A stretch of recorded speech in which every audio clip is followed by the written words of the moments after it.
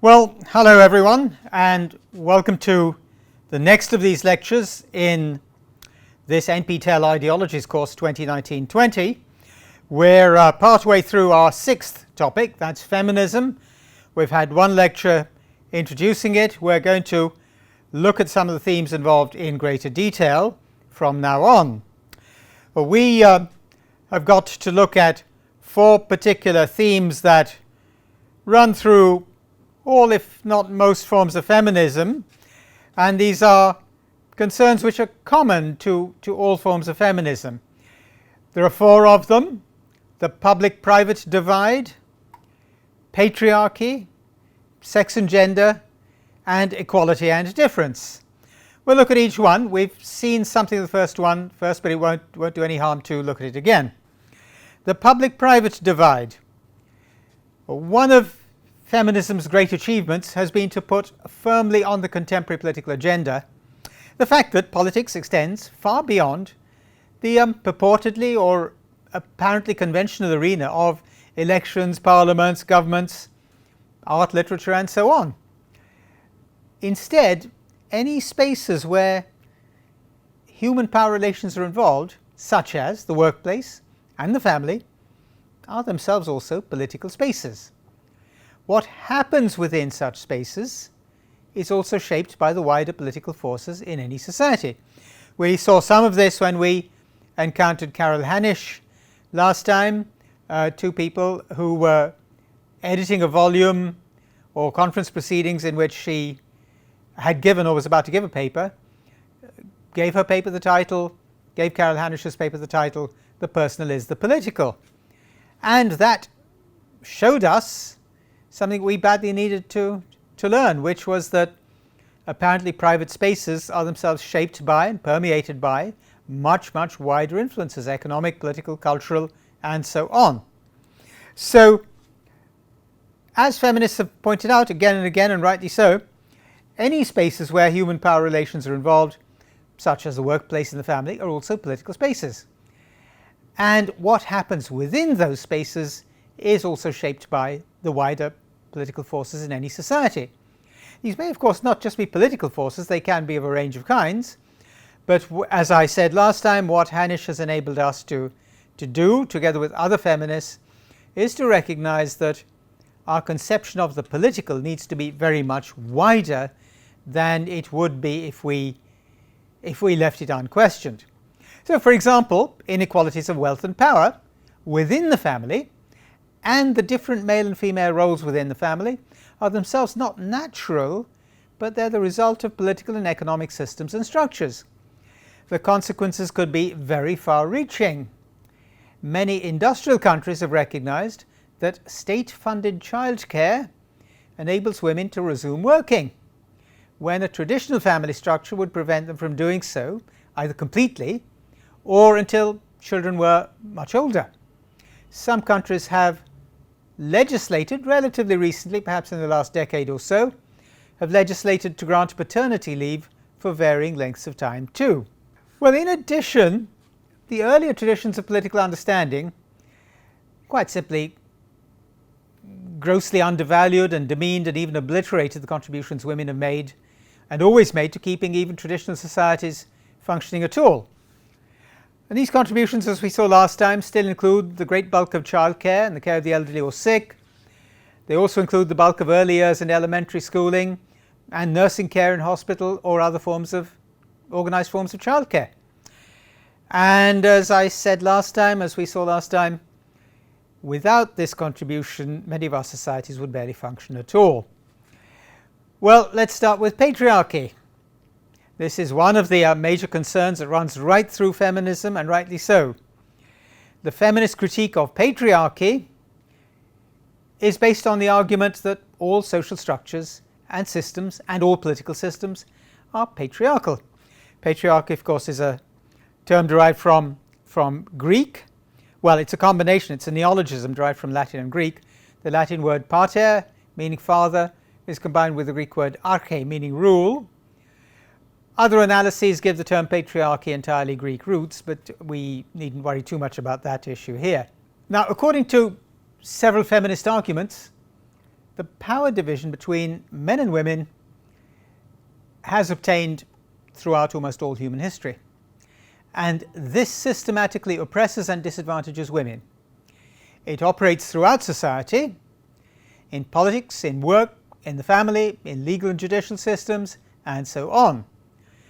According to these arguments, gender is the single most important division in human life, and it's even more important than class.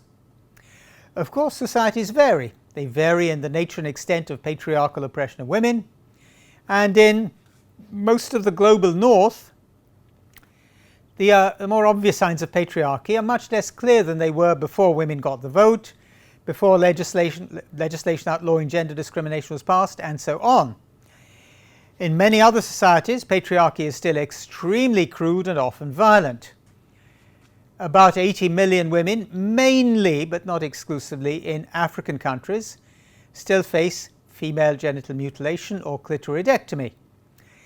And it may be impossible to count the tens or hundreds of millions who faced forced marriages. That is in contrast to genuinely arranged ones.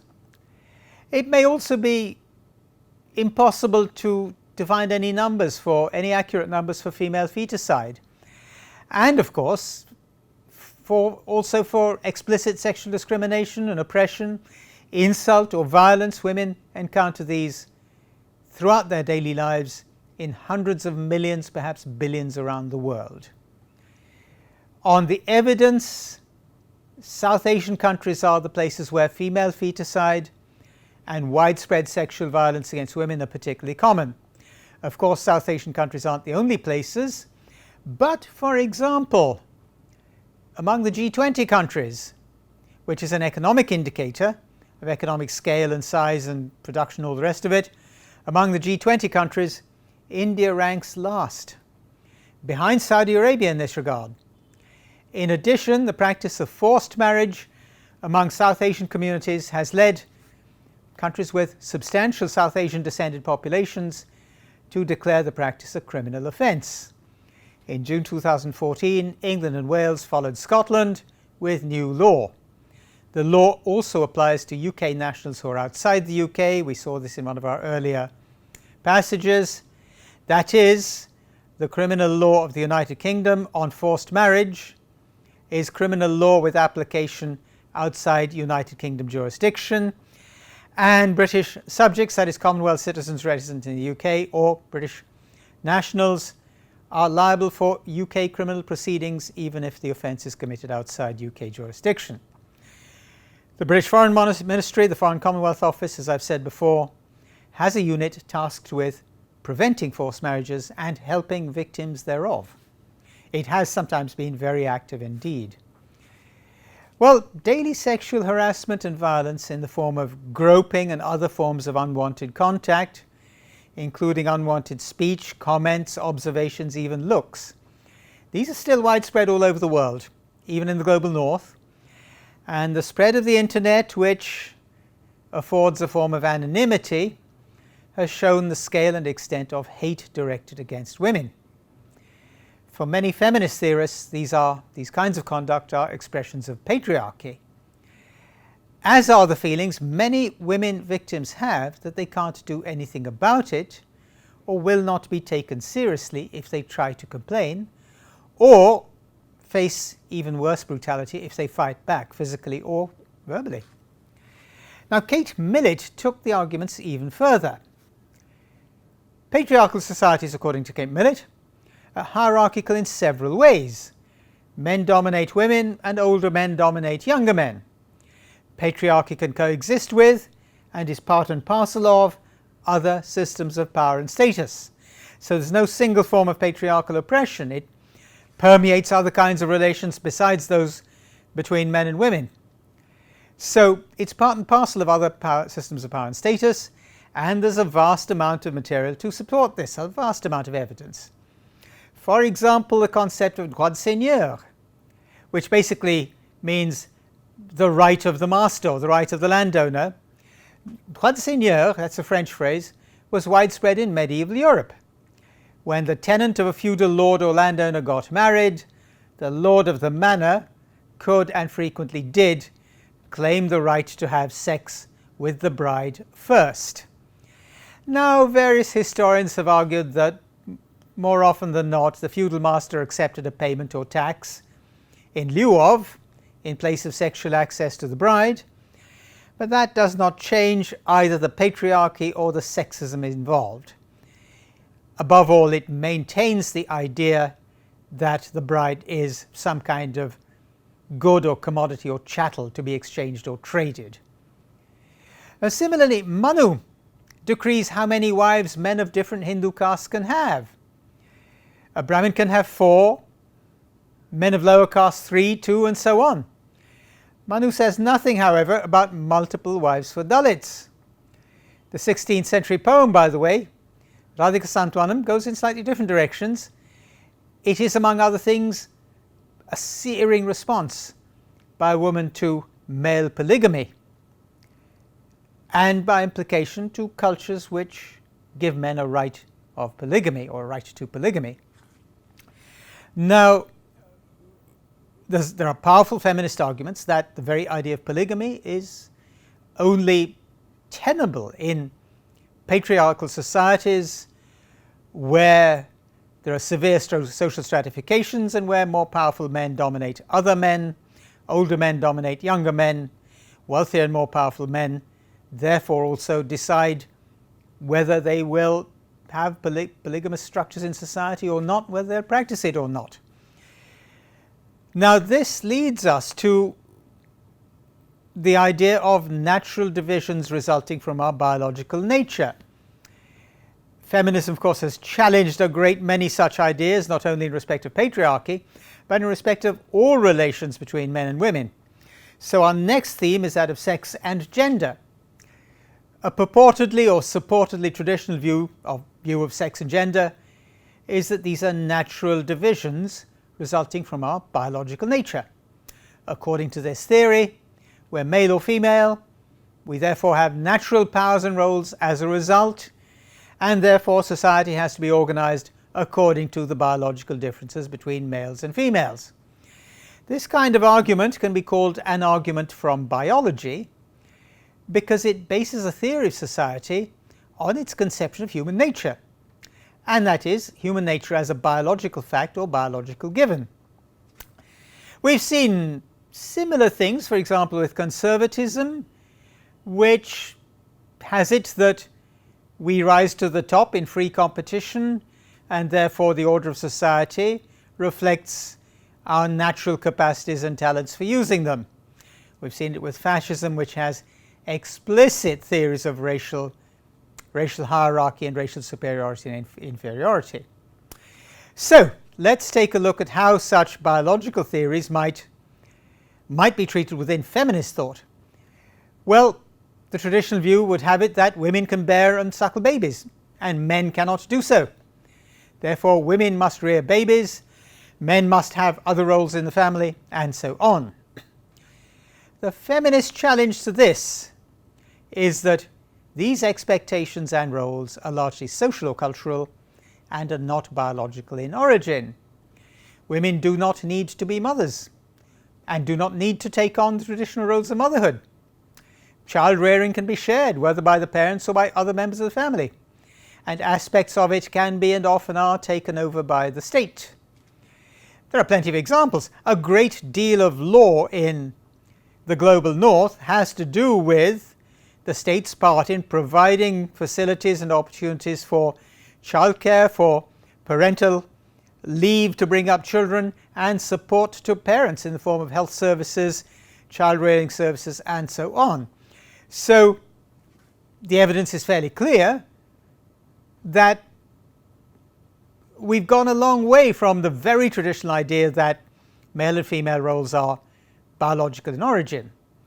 We see examples all around us, and this is no doubt going to appear in greater and greater volume and extent in developing countries.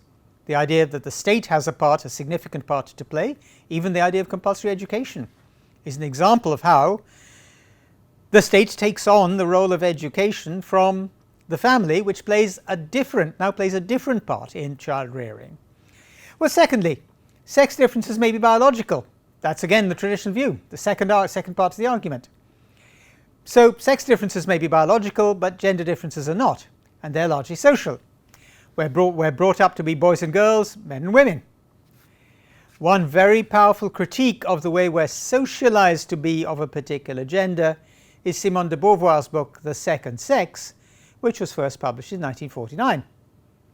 Now, one consequence of works like this and a wider rethinking of the idea of sex and gender is that it's more accurate to speak in terms of gender than sex, and a further consequence is that gender analysis enables us to examine far more of our lives and social structures and systems than the idea of biological sex as the defining difference between men and women. I add here that anecdotally, of course, a great many women will say they've never felt any desire to have children. They might say, maternal instinct, what's that? I've never felt any such thing. And that, given the way societies work today, well, that way of thinking may be far more widespread than we realize. We do occasionally meet people who are willing to say it, but that leaves us ignorant of those who think it and feel it, but aren't willing to say that they feel no maternal instinct whatever and have no desire to have children. Right, well, our third issue here is equality and difference. This is the third theme running through all forms of feminism. We'll see there are different forms. What about equality and difference? This remains one of the most contested areas in feminist thought. Feminists can reach wide agreement with considerable political and social impact on ending the oppression of women and on ending discrimination against them. Now, today, it's likely that, at least in terms of democratic political constitutions, this kind of issue is, or as they say in international law, chose acquis. We find such legislation and at least stated policies and commitments in virtually all democratic states around the world. And reaching agreement on ending the oppression of women and ending discrimination against women is not difficult to find. It's not difficult to reach either. But it's much harder to say what is to count as the achievement of equality, or even if the idea of comprehensive equality is intelligible. Well, let's look at some examples.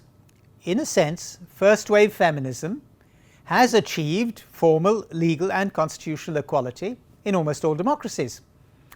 Throughout the world, women have the opportunity to vote even in the most traditional cultures. Similarly, laws forbidding discrimination on the grounds of gender are found in almost all democracies.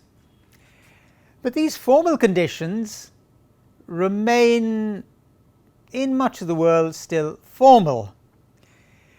They've completely failed to bring about substantive equality almost anywhere in the world. We can add here that there are some startling examples. Rwanda was the first country to achieve 51% and slightly more of representation of women in parliament. Rwanda's parliament was the first parliament ever to have 50% or more of women. That is, to be composed of women to the tune of 50% or more. We might have thought some of the Scandinavian countries or Nordic countries had achieved this earlier, but if I'm not mistaken, the closest one of them got was to have a parliament which was 48% made up of women. Now, in addition, it's not clear that the existing world is so wonderful that women must achieve equality in, say, combat roles in war, or in the notably coarse and ugly world of everyday politics, or in doing backbreaking manual labor in often extremely dangerous and illegal conditions. Now, we can consider some empirical examples here.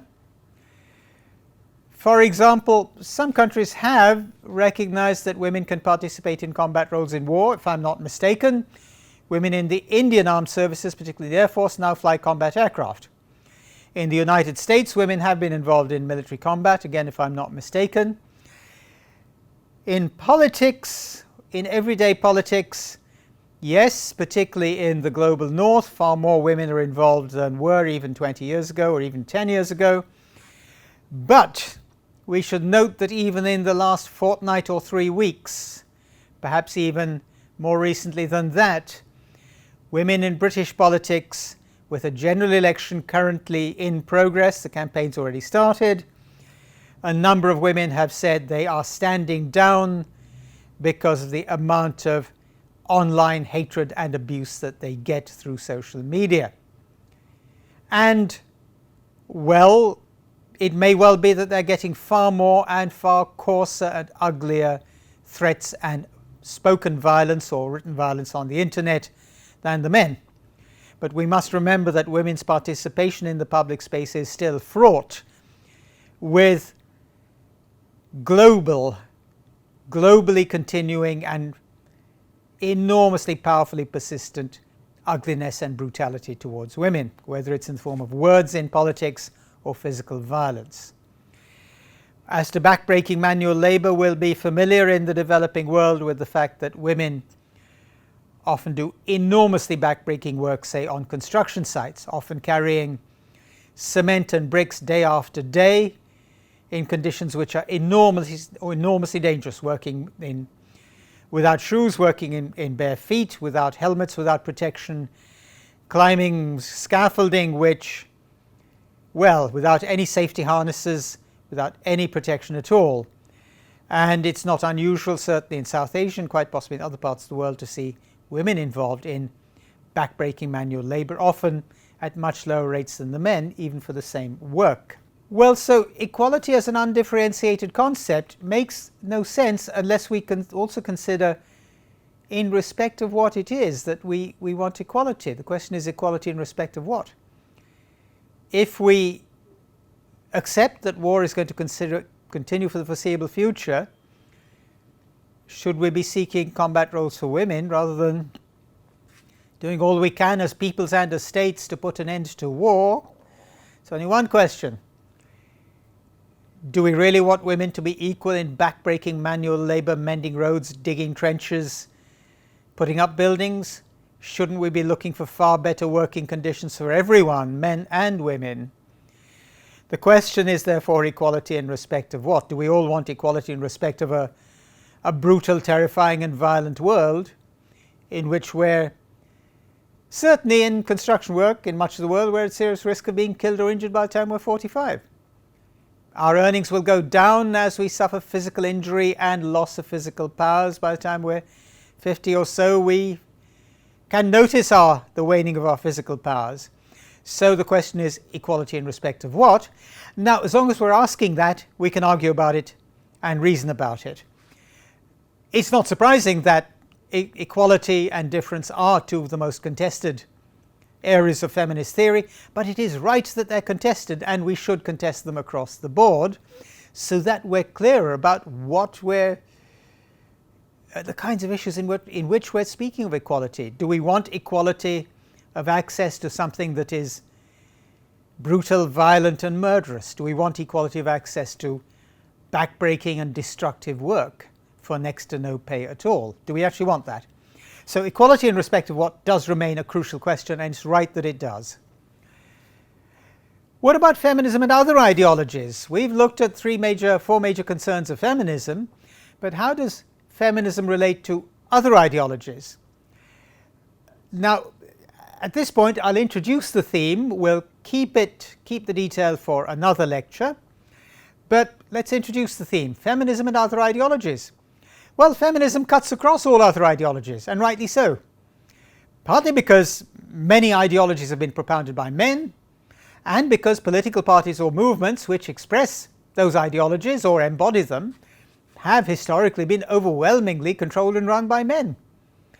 Nevertheless, different forms of feminism have clearly been informed by different kinds of ideologies, and they show this in assumptions or sometimes explicit commitments, and we'll need to look at those next. So we're going to move on to look at feminism and other ideologies in our next lecture.